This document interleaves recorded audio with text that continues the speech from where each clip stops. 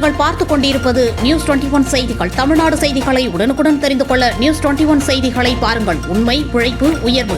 ராணிப்பேட்டை மாவட்டம் முத்துக்கடை பேருந்து நிலையத்தில் நிதிநிலை அறிக்கையிலும் தமிழ்நாட்டில் அநீதி நிலைத்த மோடி அரசுக்கு எதிராக மாபெரும் கண்டன பொதுக்கூட்டம்.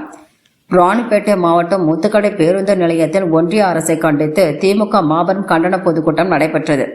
இந்த பொதுக்கூட்டத்தில் கைத்தறி மற்றும் துணைநிலைத்துறை அமைச்சர் ஆர் காந்தி மற்றும் சிறப்பு அழைப்பாளராக நாஞ்சில் சம்பத் ஆகியோர் பங்கேற்றிருந்தனர். மேலும் இந்த நிகழ்ச்சியில் ஆற்காடு சட்டமன்ற உறுப்பினர் ஈஸ்வரப்பன் மற்றும் ஆவடி காமு ஜான் தலைமை பேச்சாளராக பங்கேற்றனர்.